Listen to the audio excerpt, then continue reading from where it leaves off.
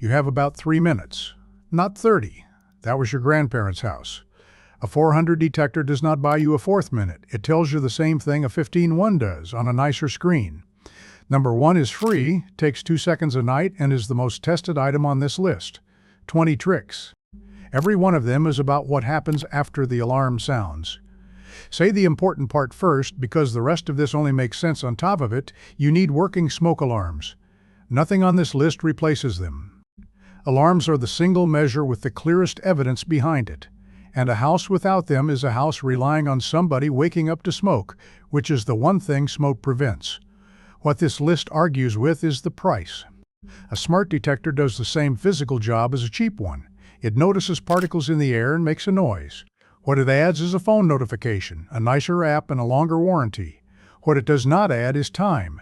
And time is the whole problem, because the amount of it available has collapsed. Fire research organizations have run the same tests repeatedly. Furnish one room the way a house was furnished in the 1970s, furnish another the way houses are furnished now, and set both alight. The old room takes something close to half an hour to reach flashover, the moment everything in it ignites at once. The modern room takes about 3 minutes. The difference is the contents. Solid timber, wool, and cotton have been replaced by engineered board, foam, and synthetic fabric, which are essentially solid petroleum. They ignite faster, burn hotter, and produce vastly more smoke. So the house is the same and the furniture has changed, and the escape window has gone from about 30 minutes to about 3. Every item below is about protecting those 3 minutes, and none of them are for sale. Number 1, close the door. The most researched item on this list, and the one almost nobody does. A closed internal door holds back smoke, heat, and carbon monoxide for a remarkably long time. In side-by-side test fires, the room behind a closed door stays survivable, while the room behind an open one does not. Temperature differences of hundreds of degrees, and oxygen levels that stay breathable rather than collapsing. It also starves the fire. Fire needs air, and a closed door is a restricted air supply. The habit is bedroom doors shut at night, every night. It costs nothing, takes 2 seconds, and it is the single largest change available to you. The objection is always the same one, and it is a fair objection. You cannot hear a child through a closed door. That is what interlinked alarms in item 10 are for. The door and the interlink are a pair, and the pair is better than either alone. You hear the alarm anywhere in the house, and the door buys the time to act on it. Number 2. 2 ways out of every room. Sit in each bedroom and answer it out loud if the door is not usable. What is the second way out of this room? For most upstairs rooms, the answer is a window, which means the window has to open, and has to open by somebody half asleep in the dark. That is a different test from whether it opens on a Sunday afternoon. If a room has no second exit at all, that is worth knowing before there is a reason to need one. It changes which room the children sleep in. For a first-floor window, the drop is survivable for most adults but not ideal, and lowering yourself to arm's length before letting go halves it. Below the window matters too. A flat roof, a shed, a hedge, or a lawn is a different landing from a paved patio or a set of railings. It is worth knowing which one is under each window before you are choosing in the dark. Number 3, the window painted shut. The most common failure of number 2, and it happens silently over years. Sashes get painted over, frames swell, locks seize because they have never been used. A window that has not been opened since a decorating job in 2018 is not an exit, and nobody discovers that until the night it matters. Open every upstairs window once a year all the way, and free anything that resists. Do it when you change the clocks, and it never gets forgotten. Number 4, the key. Deadlocks that need a key on the inside are excellent security and a genuine hazard, and both are true at once. The rule that solves it, one fixed place near the door but not visible through the glass, known to everyone who sleeps in the house, and the key never moves from it. Not a hook you sometimes use. The same hook, always. Security your family cannot undo in the dark is not security. It is a locked room. Number 5, smoke, not flame. Most people who die in house fires die from smoke and gases rather than burns, and that fact reorganizes the entire priority list. It means the danger reaches you before the fire does, through gaps and along ceilings, into rooms they will never catch. It means getting out matters more than anything you could do about the fire itself. It also means low is where the air is. Smoke layers downward from the ceiling, and the survivable air is near the floor for a while. After the room above, it stops being survivable. Number 6. The date on the alarm. Smoke alarms expire, and almost nobody knows it. The sensor degrades. Manufacturers state a service life, typically 10 years from the date of manufacture, and that date is printed on the back of the unit. An alarm from 2012 that still chirps when tested is not necessarily an alarm that will detect smoke. Take one down tonight and read the back. If there is no date on it, it is old enough to replace on that basis alone. There are 2 sensor types, and they are not equivalent for every fire. Ionization units respond faster to flaming fires. Photoelectric units respond faster to the slow smoldering ones that start in furniture and bedding overnight, which is when people are asleep. Where only one is fitted, photoelectric is the safer single choice, and dual sensor units exist. Number 7. Testing, and the month that gets skipped. The test button checks the sounder and the battery. Pressing it monthly is the standard advice, and the reason it fails is that monthly is a schedule nobody keeps. Tie it to something that already happens, the first of the month, rent day, the day the bins change. And change batteries yearly whether or not they have chirped, because the chirp arrives at 4 in the morning and gets silenced by a tired person who then forgets. A 10-year sealed lithium unit removes that failure mode entirely for about 20. Number 8. Where they go and where they do not. Placement decides whether an alarm buys you time or annoys you into removing it. One on every level, one outside each sleeping area, and inside bedrooms if you can. Ceiling mounted near the center of the room, away from corners where air is still. Not directly outside a bathroom where steam sets it off. Not in the kitchen itself, which is the mistake behind the next item. Not within about a foot of a wall-ceiling junction. Basements and lofts are the 2 that get missed. A fire starting in either can be well established before smoke reaches an alarm on a landing, and both are full of exactly the stored material that smolders. If the house has a boiler, a consumer unit, or a stored battery setup, there should be an alarm in that room specifically. Number 9. The alarm somebody disabled. Almost every house has one, and it is almost always the one nearest the kitchen. It went off during cooking, somebody took the battery out to stop it, and it was never put back. That is not carelessness. It is a rational response to an alarm in the wrong place, and it leaves the room where most fires start uncovered. The fix is a heat alarm in the kitchen rather than a smoke alarm. It triggers on temperature rather than particles, so it ignores toast and notices a pan fire. About 25, and it ends the argument permanently. Number 10. Interconnection. A single alarm protects the room it is in. Interconnected alarms protect the house because when one sounds, they all sound.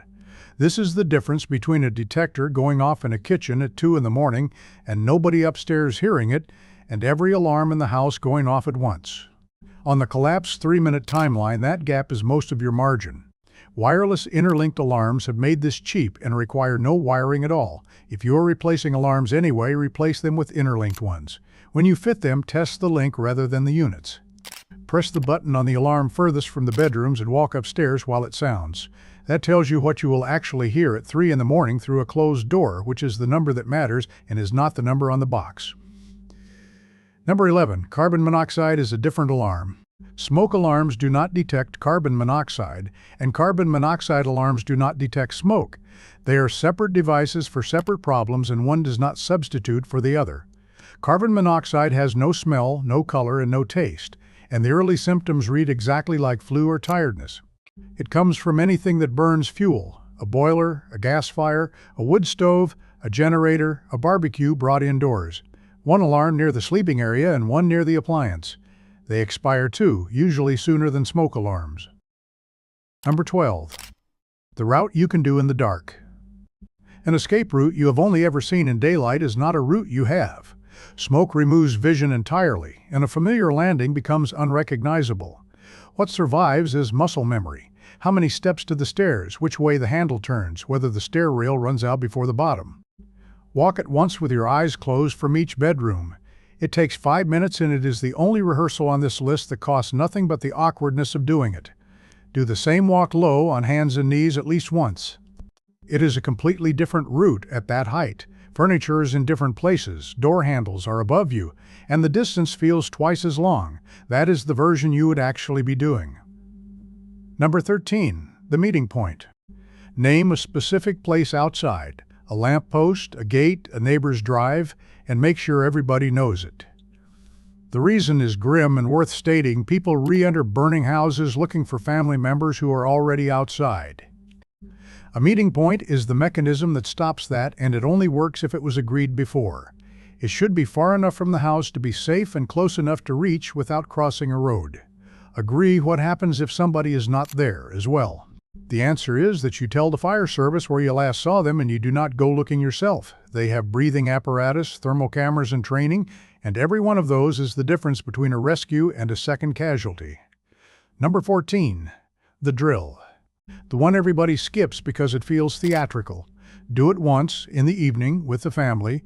Sound the alarm deliberately, have everybody get out, meet at the point, and time it. The value is not the timing, it is finding the thing you had not thought of, which there always is. A door that sticks, a child who hides, a route past the room the fire would be in. Once a year is enough. Once ever is infinitely better than never. Number 15. Cooking.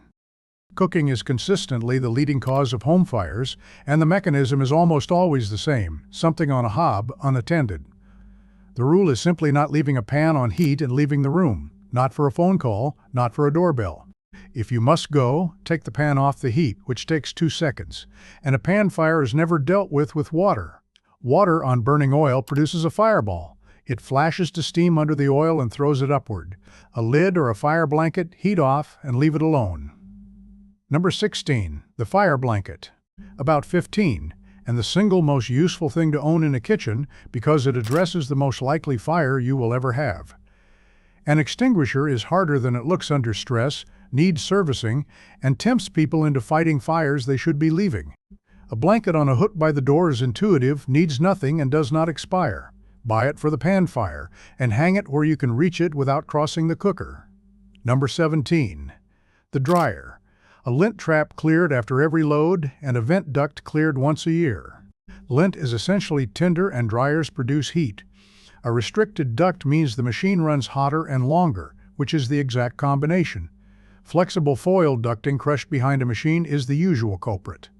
It is a 5-minute job that most people have never done once, and dryer fires are common enough that every fire service publishes the same warning about it. Number 18. Sockets and leads. Not the number of things plugged in, the total load. Extension leads have a stated rating, and heaters, kettles, and irons draw far more than everything else in the house combined. Several high-draw appliances on one lead is the failure, and daisy-chaining one extension into another removes any chance of working that out. 2 rules cover it. High-draw appliances go straight into a wall socket, and a coiled extension lead never runs under load because coiled cable cannot shed heat. Number 19. Batteries on charge. The newest item on this list and the one changing fastest. Lithium batteries, e-bikes, scooters, tools, power banks fail in a way ordinary fires do not. They can go from normal to violent very fast. They burn extremely hot and they are hard to extinguish once started. Charge them where they will not block your exit. Not on a landing, not in a hallway, not overnight while everybody is asleep, and not with a charger that did not come with the device. If a battery has been dropped, swollen, or damaged, stop using it. And number 20. What you do not do. The hardest item because every instinct runs against it. Do not go back in. Not for a pet, not for documents, not for a phone. The reason is the 3 minutes. By the time the decision feels possible, it usually is not, and people are lost re-entering houses far more often than they are lost in the original room. Do not open a door that is warm to the back of your hand. Do not go up. Do not try to gather anything. Get out, stay out, and call from outside. That is 20, and the arithmetic is worth stating plainly. The closed door, the 2 exits, the freed window, the key on its hook, the walked route, the meeting point, the drill, the lid on the pan, and the charger moved out of the hallway cost nothing at all. The heat alarm, the blanket, and a set of interlinked alarms come to well under 100 once. A 400 detector buys you a notification on the phone that may be in another room on a timeline where 3 minutes is the whole budget. That is not an argument for a cheap detector instead of a good one. It is an argument that the detector, any detector, is the beginning of the problem rather than the answer to it. The alarm tells you the 3 minutes have started. Everything on this list is about what you have already decided to do when it does.